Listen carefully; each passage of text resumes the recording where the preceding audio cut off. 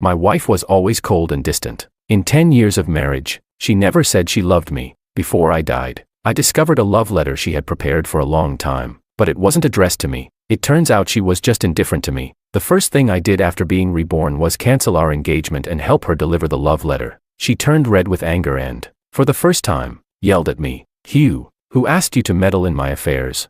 Chapter 1. 1 hour before the elevator accident, I was cleaning the attic and found a yellowed love letter. The handwriting was familiar. The signature was familiar, but the name at the beginning was not mine. This was a love letter Celine wrote to another man. As the elevator plummeted, I was still wondering. I hadn't even had the chance to find out who the man she loved was, what he looked like, or if he was much better than me. Chapter 2. When I woke up again, the sun outside was blinding. My head was foggy, and my brother Domingo sighed beside me. You finally woke up. You scared me to death just now. Luckily, the people around you reacted quickly and brought you to the infirmary. The boy in front of me, wearing a high school uniform, left me momentarily confused. 17-year-old Domingo. The warm sensation in my hands told me that everything was not a dream. I had really been reborn. I heard the sound of running footsteps, and a figure flashed in the light and appeared before me. Are you okay? Celine looked at me indifferently, holding bread and milk in her hands. Familiar memories were instantly triggered. Yes, that day I had overslept and didn't have time for breakfast, and I fainted during the morning exercises due to low blood sugar. Celine handed me the food and watched as I ate it. That morning, Celine had a small physics test in her class, but she skipped it because of me, and later got scolded by the class teacher. 17-year-old me was still lost in the fantasy that she cared about me, but with the mindset of a 32-year-old, I now knew that Celine only took care of me because she had promised her father she would. Celine's father and my dad were comrades in arms. Later, when her father died in the line of duty, Celine's mother took the compensation money and left. Seeing that Celine was left alone, my dad took her in and raised her. Because she was living under someone else's roof, she always obeyed my dad and never dared to go against him. From that day on, Celine became my little follower. Everyone secretly joked about us behind our backs,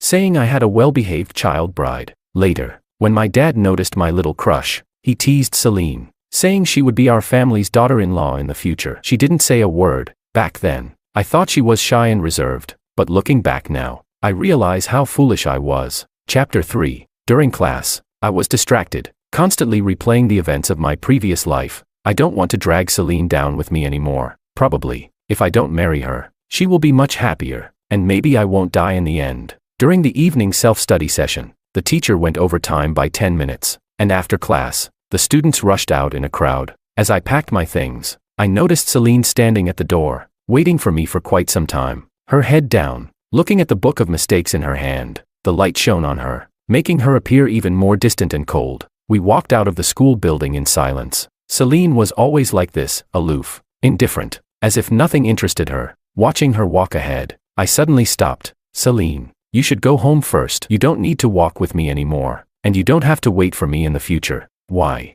There's no reason. You're free now, Celine. I headed towards the back street of the school, planning to buy a few exercise books to work on my weak math skills. Behind me, someone caught up and asked coldly, Hugh, what's wrong with you this time? Is it because I was late this morning, or did you not like the milk I bought? The supermarket only had that flavor left. The moonlight shone on her, casting a cold and desolate glow. Her eyes seemed to say, what on earth are you up to now? I tried to explain, it's really not that. The college entrance exams are coming up, and everyone's time is precious. You don't need to waste yours on me. I need to work hard too. Celine froze in place, probably the first time she had heard me say something like that. I used to love sticking to Celine. I didn't get into Beijing University, but Celine did. However, in the end, she chose to stay in our hometown because of something my dad said. At the time, I foolishly thought she liked me, just that she didn't say it out loud. She must have regretted it. After all, that was her dream university. Chapter 4. Celine didn't follow me. I walked into the bookstore and picked out a few exercise books suitable for me, along with a book on essay writing. When I went to pay, I realized that my money was gone. Puzzled, I walked through the bookstore again but couldn't find it. I didn't know whether it had been stolen or if I had dropped it somewhere. I sighed and decided to come back tomorrow to buy them. As I turned around, I bumped into someone. Watch out, the person exclaimed, dropping the comic book in her hand as she frantically tried to protect the bowl of barbecue she was holding. Sorry, why is it you again? The familiar voice and tone made me look closely. It was Naomi, a close friend I met in college. How come I'm running into her now? It's quite a coincidence. Classmate. This morning, My friend and I took you to the infirmary after you fainted. Are you okay now? Huh? Oh, yes, I'm fine. Thank you. I was slow to realize. Not expecting to have this kind of encounter with her. I didn't know this in my previous life. Naomi picked up her comic book and noticed me hesitating. Then took my books and paid for them as well. I saw you wandering around the store earlier, looking for something. What's up? Did you lose your money? I quickly nodded. This girl was indeed destined to study criminal investigation in the future. She observed everything so closely. I told her I would return the money to her tomorrow, but Naomi waved it off. Just treat me to a meal tomorrow. We walked out of the back street, and the number of people on the street at night had dwindled, with only a few students passing by. Seeing some delinquent youth smoking up ahead, I turned to say I would walk her home. I went to the garage and fetched a black motorcycle. Chapter 5. When we arrived at her building, the roar of the motorcycle finally faded away. She was afraid that someone upstairs might pour water and yell at us, so she asked me to keep it quiet when I left. I smirked. Can't really keep it down. My big guy is just that powerful. That sounded a bit off. When I got home, I unexpectedly ran into Celine at the entrance of the apartment complex. Strange. Didn't I tell her to go home first? How come she's even slower than me? Celine walked up with me, and there was an inexplicable sense of tension in the silence. As the elevator doors closed, she suddenly spoke. Is that girl the reason you're working so hard? No, we just ran into each other. Quite a coincidence. Her tone was indifferent, as if she didn't really care. I didn't bother explaining further. When we got home, Celine would usually finish her homework before taking a shower. While she was in the bathroom, I sneaked into her room and found that love letter. She always hid things in the same spot, underneath a pile of books. Easy to find. I opened the letter, but no matter how much I thought about it, I couldn't figure out who this Lee classmate was. Could it be someone from her class? With how cold she is, I doubt she could ever catch anyone's interest. Maybe I should give her a hand. Chapter 6. The next day, I showed up at school with dark circles under my eyes. After investigating all night, I found out that there were only 2 girls with the surname Lee in Celine's class, no boys. Math class was another blur. Even though I've been reborn, the questions I couldn't solve before are still beyond me now. It seems the gap between Celine and me is destined to remain. At noon, I was about to take Naomi out for lunch, but to my surprise, Celine was waiting for me at the door again, holding a bag with my favorite roast chicken. I told you, you don't need to wait for me anymore. Just go do your own thing. Oh, she handed the bag to me. Thanks, but you don't have to buy it for me anymore. Celine looked at me in confusion, sighing slightly. Hugh, what have I done to upset you? You've been avoiding me lately. It's not you, it's me. I've just realized a few things. As I walked towards the cafeteria, I remembered something and turned back to her, speaking seriously. By the way, when my dad said you should be my wife, he was just joking. You don't have to take it seriously, and you don't have to listen to him so much. Celine, do your best on the college entrance exams and go to your dream university. Celine frowned, seemingly not understanding why I was saying these things. When I arrived at the cafeteria, Naomi had already found a spot and was waiting for me. What's that? Naomi glanced at the bag in my hand. Roast chicken. For you. Thanks for helping me yesterday. Hey, no need to be so formal. Naomi waved her hand dismissively, but after catching the aroma of the roast chicken, she couldn't resist and took a drumstick. Once she started, she couldn't stop. She was devouring it with gusto. Just as I was about to remind her, a cold voice interrupted. No wonder you were so eager to ditch me. Are you two dating? Naomi was so startled she nearly choked. I turned around and met Celine's indifferent gaze, feeling a strange sense of guilt, as if I'd been caught cheating. Wait, no, we're not married anymore. Naomi sensed something was off between us and made an excuse to go buy some water. It's not what you think. I just met her. We're just classmates. I was telling the truth, but Celine cut me off impatiently. You don't need to explain. I won't tell Uncle, so there's no need to avoid me. She said this coldly, turning away with a hint of anger. When Naomi returned, she quietly asked me who that girl was. Judging by her gossipy expression, she probably thought Celine and I were a couple. I briefly explained our situation, and Naomi smiled knowingly. Oh, childhood sweethearts. Huh, she seems to care about you. Not really. Celine can't wait to get rid of me. Chapter 7. On Friday after school, Domingo wanted to try the new dish at the barbecue restaurant across from the school and dragged me along. This barbecue place has been around for a long time and has always had great business. The roast chicken Celine bought for me came from here. Domingo ordered 2 portions of the special roast chicken. While waiting,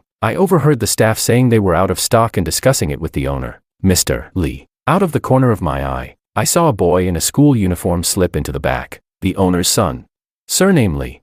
His name is Sam Lee. I saw his name on the list of participants for the English essay competition. He's a top student, always in the top 50 in the grade. Of course, he's participated in many competitions and is academically excellent. So he must have had some interaction with Celine. No wonder Celine often buys me roast chicken, because every time she comes here, she gets to see the person she wants to see. She always seems to be in a good mood afterward. I used to think it was because of me. A wave of displeasure rose in me, which I forcibly suppressed. To confirm that Sam was the one mentioned in the love letter, I approached him as he came out and greeted him. "Hello, Sam. I'm a friend of Celine's. She left something behind." "Ah, did she?"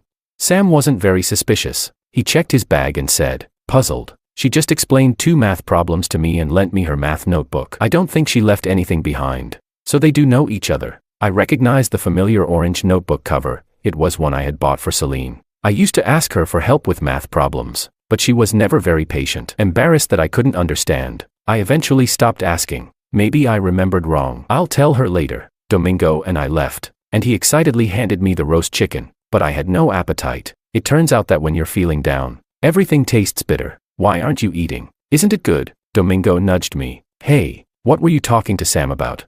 "Nothing much." "How do you know his name is Sam?" Domingo looked around and lowered his voice, because my friend said he's the adopted son of Mr. Lee. So I remembered him. Oh, Chapter 8. Now that I knew who the love letter was for, a weight was lifted from my heart. I wondered what kind of hopeful feelings Celine had when she wrote that love letter. I'm really envious of Sam. Thinking back to when I confessed to Celine in our second year of high school, what did she say?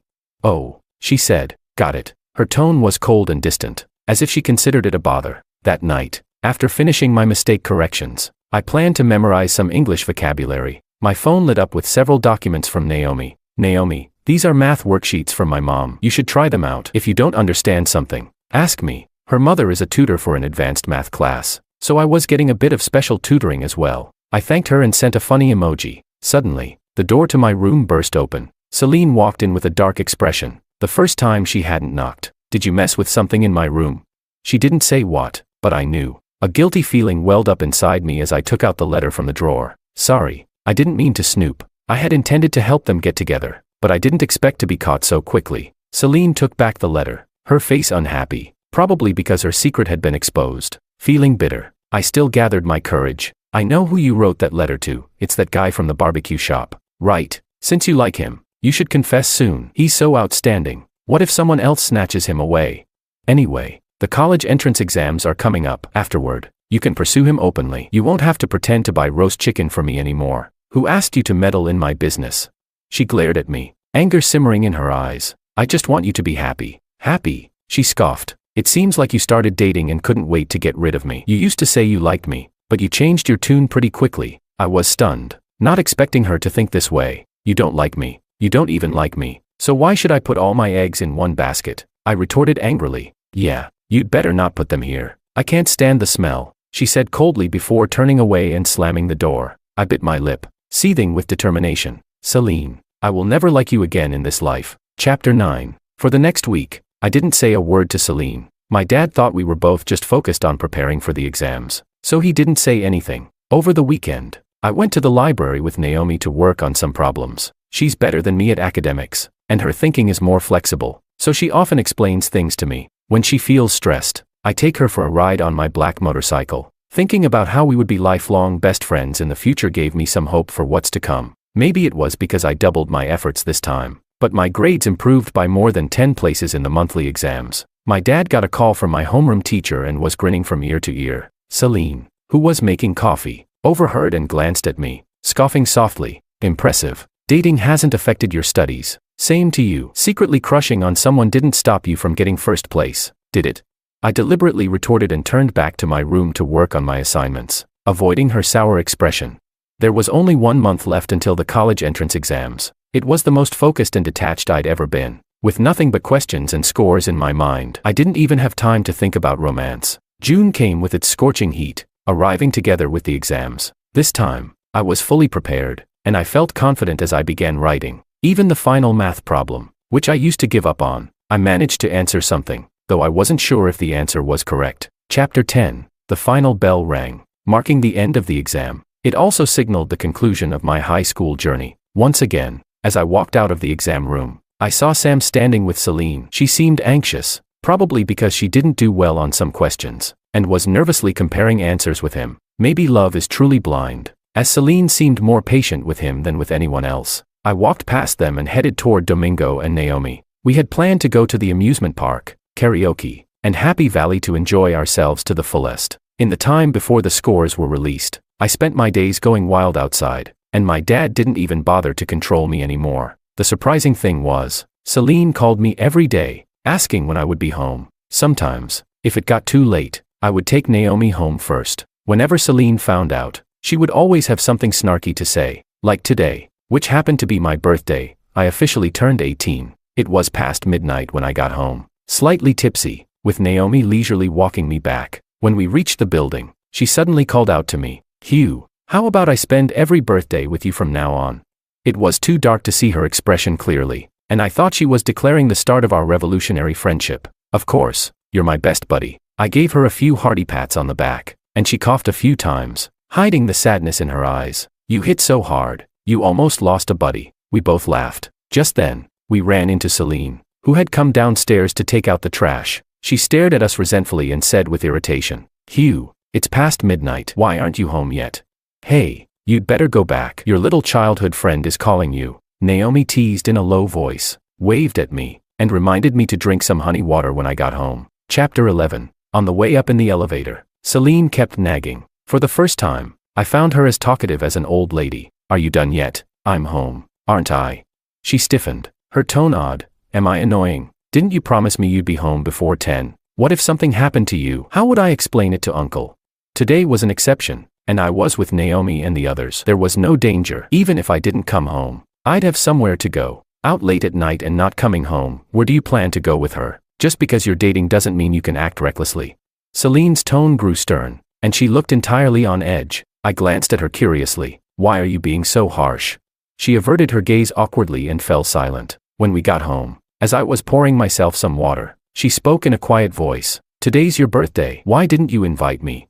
"Oh, I forgot." The truth is, I didn't forget. I just didn't want to remember unhappy things on such a happy day. Celine lowered her eyes, looking downcast, and went to the fridge to get some honey for me. After a moment, she handed me a blue box. "Happy birthday." "Thanks." I finished my honey water but felt no urge to open the gift box. She hesitated for a while, as if she wanted to say something, but then she lowered her head and returned to her room. I didn't expect much from the gift she gave me. Every year in the past, she would give me character cards from anime, the kind you get for free when you scan a QR code on the street. Those cards were everywhere. I still had those cards lined up by my bedside. Reluctantly, I opened the box, and to my surprise, I was stunned. It was a handmade little boy, with a cool backpack, resembling me when I was younger. The person who made it was clearly a beginner. There were 2 visible holes in the weave. She actually made this by hand. This was truly a rare occurrence in this life. Chapter 12. The day the college entrance exam results were released, my dad was with us as we checked our scores. Celine, unsurprisingly, scored high as always, 698. When I saw my score, 622, tears instantly welled up in my eyes. "That's great. That's really great. You've both made me so proud." My dad, his eyes red, patted my head and said he would take us out for a big dinner that night. He took a screenshot of the scores and immediately posted it on his social media to show off. "By the way, Hugh, which school are you thinking of? When are you going to fill out the application?"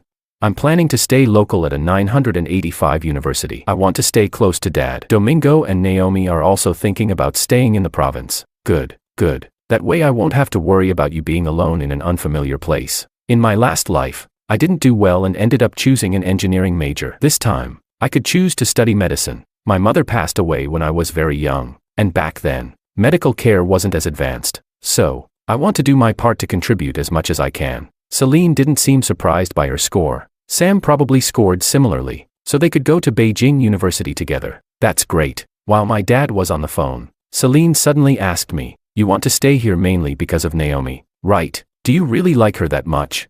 What does that have to do with you?"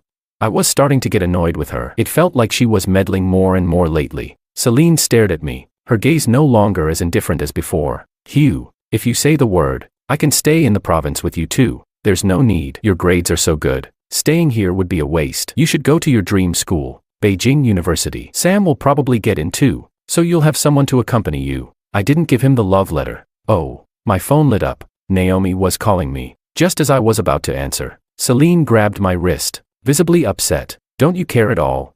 Care about what? Care about you. Who was it that said not to put all my eggs in one basket, afraid it would bring bad luck?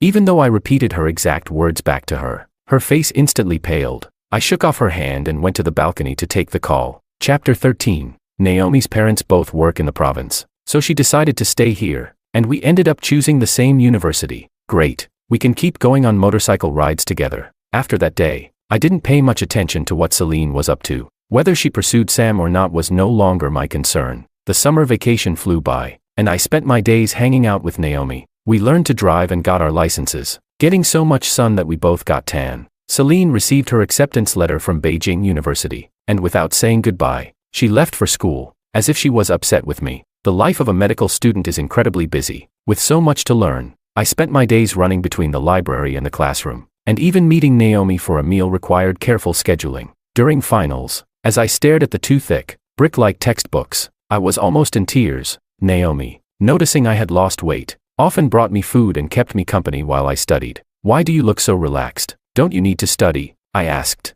looking at her. It's all in my head. She shrugged. I envy everyone with a good memory, because Naomi often came to see me. Our classmates started talking, thinking she was pursuing me, and I could faintly sense that she treated me differently, but Naomi always acted as if nothing had changed, so I didn't bring it up either. After the exams, I celebrated Naomi's birthday at school, but my mind was occupied with whether I had answered the pathology questions correctly. Naomi looked at the candles and smiled. I don't really have any wishes, so why don't you make one for me? Hugh, don't be so gloomy. From now on, I'll make all my wishes for you. Will that make you smile? I forced a smile and didn't hesitate to make my wish. I hope I don't fail any classes. Please, I'm begging you. All right, the heavens have heard you. She blew out the candles, her eyes full of affection. Chapter 14. During the summer break, I saw Celine for the first time in half a year. She had chosen to study law and seemed to be busy with various debate competitions and club activities at school. In the 2 weeks she was home, we coexisted peacefully, like strangers, until Thursday night, when Celine went out with friends and came back very late. I was almost asleep when I heard a stumbling noise at the entrance, followed by a crash against the hallway cabinet. I got up and saw Celine sitting on the floor, looking dejected. What happened? Did you drink too much? I was about to make her some honey water when she suddenly grabbed my wrist. Hugh, I ran into Naomi today, and she said you two aren't together at all. Oh, I responded indifferently, not realizing how much it irritated her. Celine suddenly stood up and hugged me, her eyes filled with complex emotions. Why didn't you tell me? Why did you let me misunderstand for so long? Was it fun for you to toy with me? Do you know that I? She trailed off, her eyes red and on the verge of tears. I looked at her expressionlessly, but to say I wasn't affected would be a lie, but I only found it amusing. Celine, I explained to you back then, but you didn't want to listen. Now, what right do you have to question me? In the silence, she seemed to recall that day in the cafeteria when she saw Hugh sitting with another girl. She had to admit, it bothered her a lot. That feeling had lingered, growing stronger over time. Celine wiped her eyes and mustered the courage to look at me. Hugh, I don't think I can let you go. Can you keep liking me?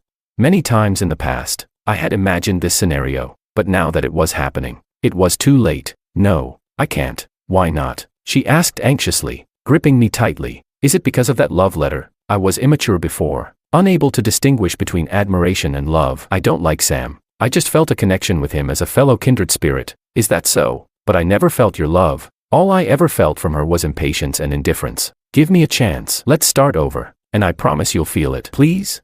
She pleaded, her drunken eyes fixed on me as if I were her last lifeline. I pushed her away several times, but she wouldn't let go. The more I resisted, the more desperate she became. Hugh, please, love me again. She leaned in to kiss me, and I panicked, jerking away and forcefully pushing her back. She crashed into the cabinet, the dull thud shattering the night's silence. The pain snapped her back to reality. Celine slowly let go, her eyes full of sorrow. Hugh, I didn't want to hear any more. I quickly retreated to my room. Chapter 15. The next day, I tried to act as if nothing had happened, but Celine looked at me with guilt in her eyes. At noon, Naomi came to pick me up. We had planned to see the latest movie released today. She looked really pretty today, wearing a floral dress. When she saw my downcast expression, she got worried. What's wrong? Are you sick, or in a bad mood?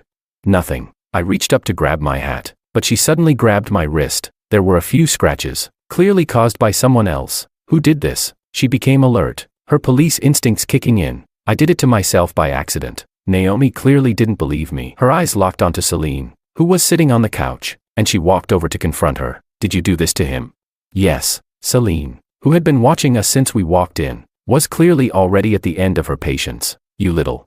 Naomi lunged at her, and I quickly grabbed her in fear, but Celine seemed to have found an outlet for her frustration and started pulling Naomi's hair, ready for a fight. Panicking, I yelled at them to let go. If my dad came home to find this mess, he'd kill us. Stop it, both of you. Can't you calm down?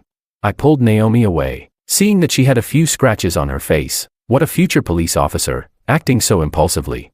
But Celine didn't look any better. Naomi had received training and knew exactly where to hit to cause the most pain, leaving Celine pale. Though the marks weren't immediately visible, Naomi fell silent under my glare and meekly said, "The movie's about to start. Let's go." "Forget the movie. You're hurt. Let's go to the pharmacy and get some medicine." I angrily dragged her out the door, completely forgetting that someone else was hurt too. Celine watched us leave, covering her face in sadness. After buying the medicine, I helped Naomi apply it, and she winced in pain. From now on, no more fighting. What you learned is to protect people, not to start fights. She bullied you, and you're defending her. She pouted, clearly not satisfied. I'm not defending her. I'm defending you. If you get reported and punished, won't that affect your future as a police officer?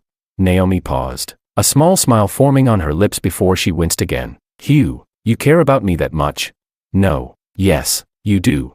Chapter 16. After the falling out with Celine, she didn't do anything extreme anymore, but it seemed like she really did start to like me and was trying to show it. Every holiday, she would come back to cook for me and give me carefully chosen gifts. On my birthday, National Day, and Christmas, she was always around at school. I watched her struggle with sleep deprivation, dark circles under her eyes, from rushing back by plane. I only felt like she was wasting her time, but she seemed to care only about whether I was happy. On my birthday in my senior year, I was moving to another campus. Naomi was interning at the police station and had been sent out on a mission, so she couldn't be there to celebrate with me. Celine was in the kitchen cooking all my favorite dishes. I stared at my chat window with Naomi, distracted. What are you looking at? Dinner's ready. Nothing. I wonder what Naomi has been up to these days. Is her job dangerous? What if she... Hugh! Celine's sharp voice snapped me out of it, and I realized I was sitting in front of her. You've been talking about her since I got back. She was clearly displeased but also helpless. Oh, sorry. Hugh, when will you ever look at me? Let's eat. This soup looks good. Celine sighed, feeling like she had tried her best, but why couldn't things go back to the way they were? Late at night, as I was about to sleep, my phone lit up. Naomi, open the window. I quickly pulled back the curtains and saw Naomi standing outside, waving something glowing in her hand. I ran down, surprised to see her. Didn't you say you might not be back from your mission?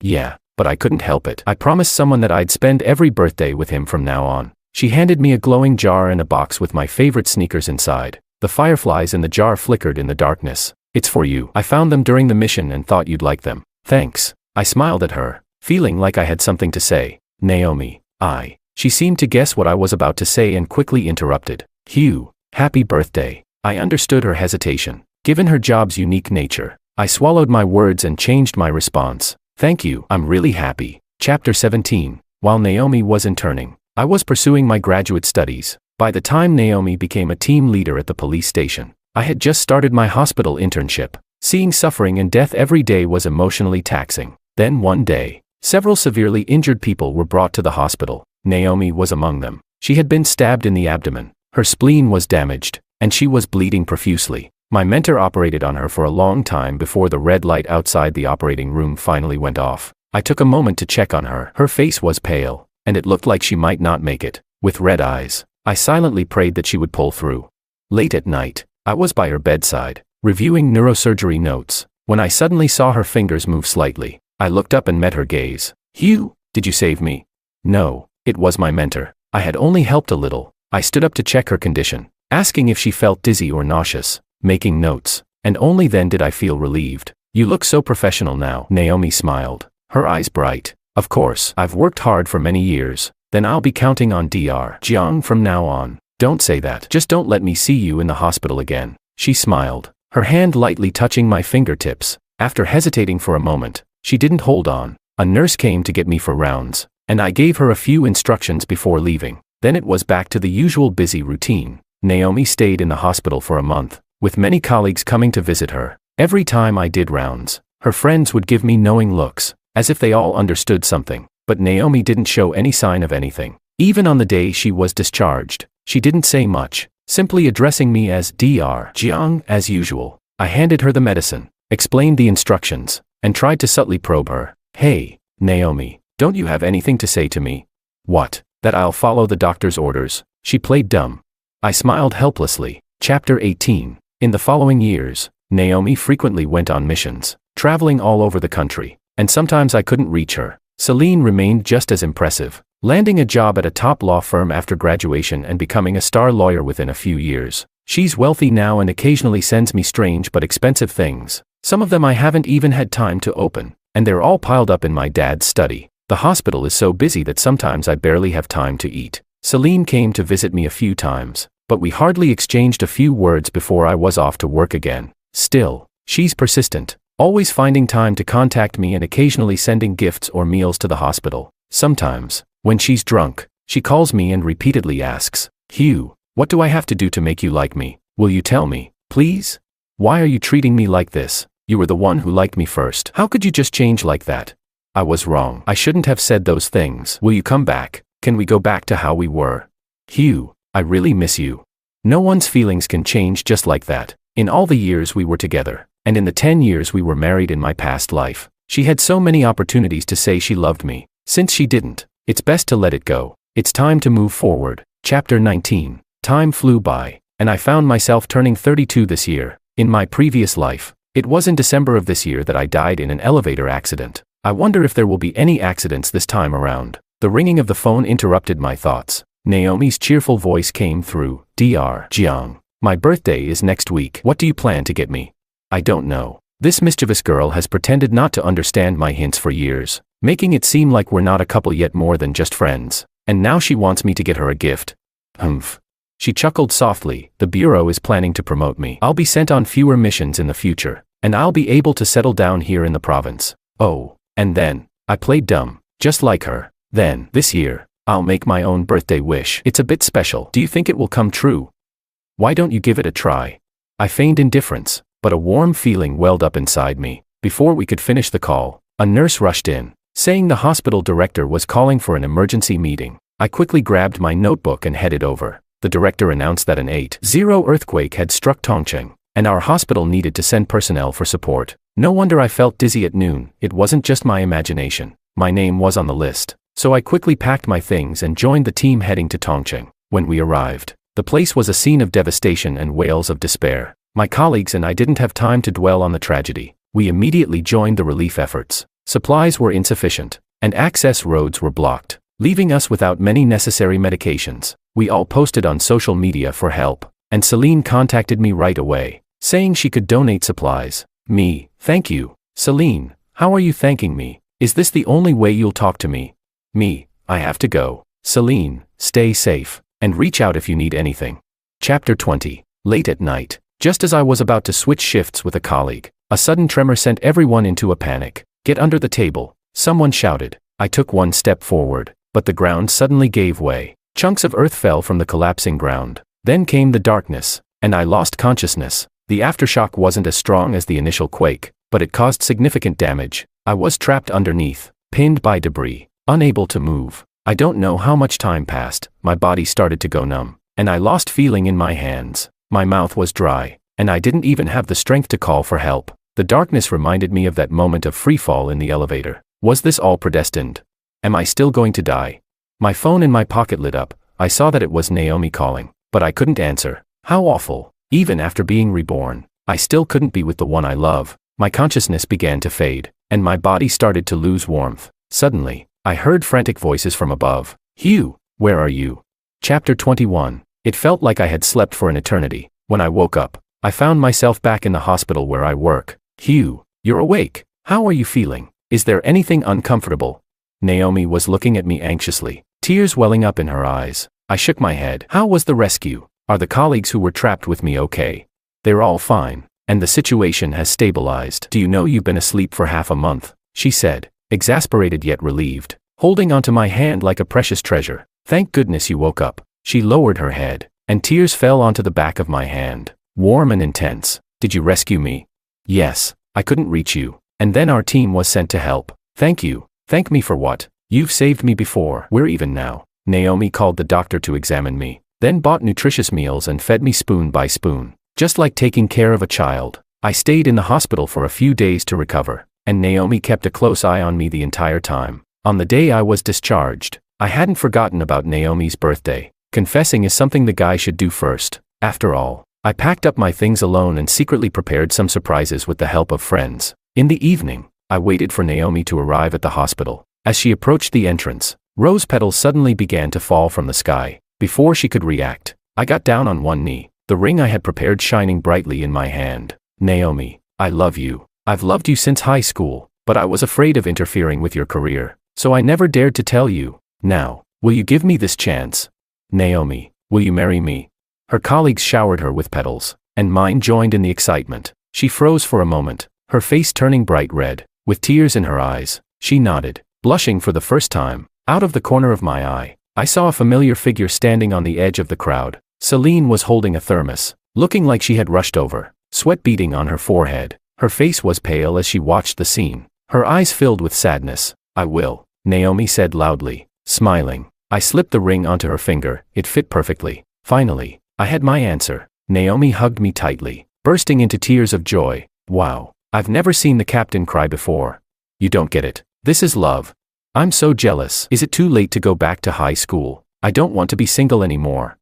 That evening, I received a message from Celine. Are you really going to marry her?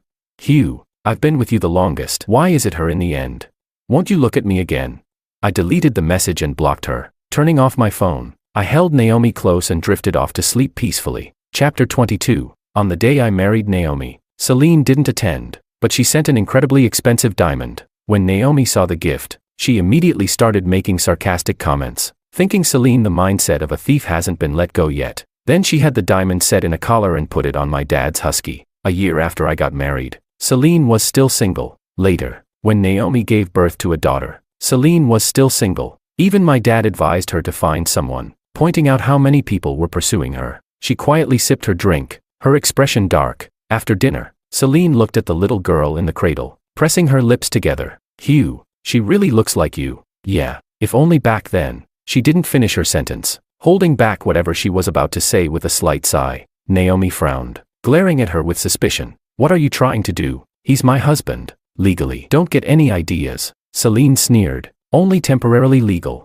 Life is long. Who knows? Maybe one day you'll get divorced. She thought bitterly, feeling a pang of jealousy.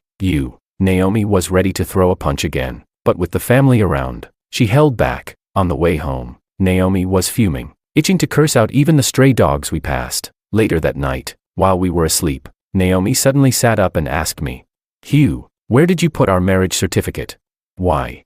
I want to hide it. Stop being silly. I tried to go back to sleep, but she started rummaging through drawers, contemplating hiding places. Epilogue. My name is Celine. From the first day I came to the Fu family, I knew that Hugh and I would never be equals. Even though Uncle treated me well, if anything happened to Hugh, he would blame me for not looking after him properly. So, I always stayed close to Hugh, making sure he didn't get into trouble. Everyone said I was his child bride. I didn't argue, because that's exactly what I was, being dependent on others. I hated that feeling. By extension, I also hated Hugh. He was always clinging to me, wanting to do everything with me. I couldn't refuse him, but deep down, I resented it. To avoid making Uncle feel like he had adopted an ingrate, I had to please Hugh, making sure he didn't get upset. As we grew older, he became more and more handsome. I found myself often stealing glances at him, and when he caught me, I'd pretend to be aloof and tell him he was vain. I didn't want to fall for him. I didn't want to lose the last bit of self-respect I had. But in our second year of high school, Hugh confessed his feelings to me. I couldn't help but feel happy inside, though I forced myself to suppress it. He seemed a little disappointed by my response,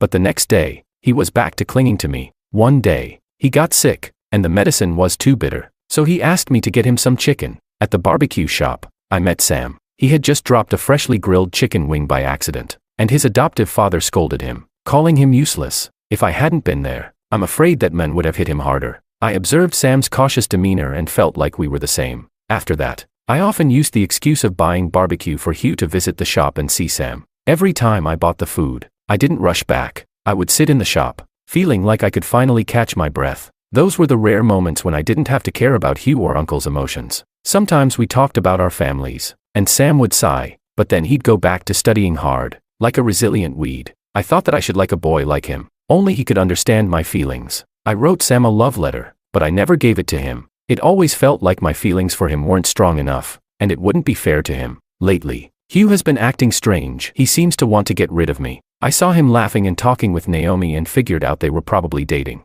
So much for saying he liked me. It turned out he moved on so quickly. I was secretly pleased, thinking I could finally be rid of him, but at the same time, I was angry. Why did he have to like someone else?